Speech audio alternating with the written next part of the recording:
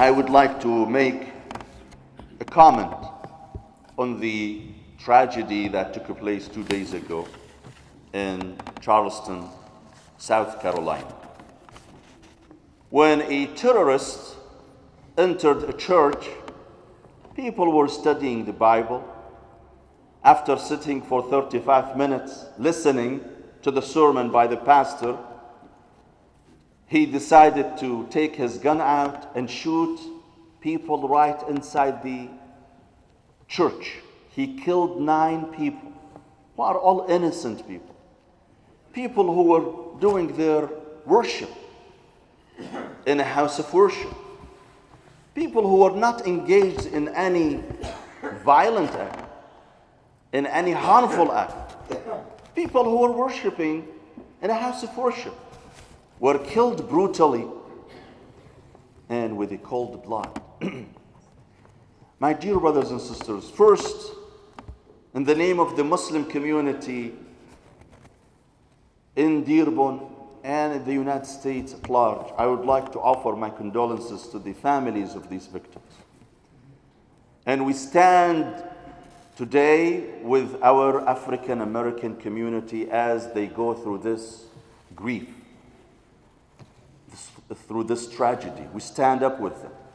We show our support to them, and we offer our sympathy to the African American community. Because in the end, we are one family, we are a human family. What happens to other members of this community, we feel it. We feel the pain as well. I also condemn this terrorist attack, and I call it terrorist attack. And I see no reason why we do not call it a terrorist attack. Unfortunately, the media was avoiding labeling this crime as terrorist. What do they call it? They call it hate crime. As if the word terrorist is reserved for other people, for Muslims. But when a white American engages in terrorism, it is not terrorism. It is a hate crime. But indeed, it is a terrorist crime. Tell me, what does terrorism mean? Isn't it when someone would take the life of innocent people for no reason, terrorizing them, killing them, for no justified cause? So this is terrorism. And I would like to share one thing with you today, my dear brothers and sisters. Last Tuesday, 3 days ago, there was an article written, published in New York Times. It is called The Other Terror Threat. If you have the copy of that, go to last Tuesday's copy, hard copy, or you can go to online.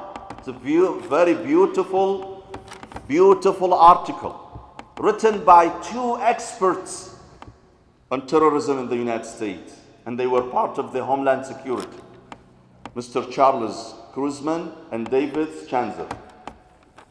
Those 2 gentlemen wrote this article. In this article, they say basically that America today is facing the threat of terrorism.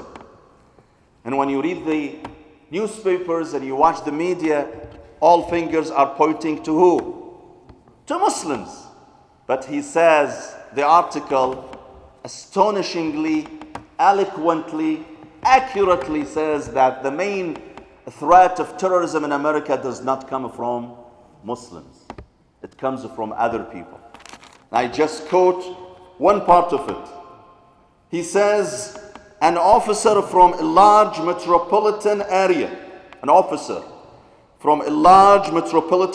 said that militias, listen to this, militias, neo-Nazis, and sovereign citizens are the biggest threat we face in regard to extremism. It is not Muslims. It is other people who pose this threat. I'm not denying the fact that there are some Muslims or some people who call themselves Muslims who might be engaged in terrorism and extremism. But the biggest threat to this society does not come from Muslims. This is 2 experts in terrorism are telling us in New York Times. And we appreciate them telling American people the truth about our status today, about the Muslim status today, that Muslims are not the main threat to this country. Unfortunately, the media tend to exaggerate incidents relating to Muslims. Anything happens, they exaggerate it. They make a big deal of it. The label terrorism or terrorist attack is ready when the perpetrator happened to be Muslim. But when other people engage in terrorism, they don't call it terrorism, unfortunately. They either call it violent act or hate a crime, and the perpetrators are what? Basically, they are mentally ill. So if he's a Muslim, it must be his religion telling him to kill. But if happens to be white Caucasian, he must be mentally ill. You see the hypocrisy in this country? How they discriminate against the media. How does the media discriminate against Muslims? That when other people, when other groups, when other extremists are engaged in violent acts, they find a leeway. They find an explicit or implicit justification for their act. But only Muslims who generate and produce terrorism according to the media. This is hypocrisy. This is called double standard. And we need to educate people in this country more about the truth, about the reality, about our religion.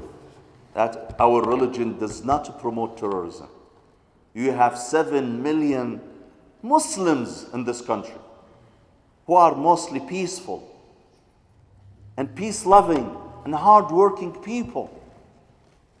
If you find someone engaged in terrorist attack here or there, it doesn't mean that the whole Muslim community is engaged or is supportive of that act.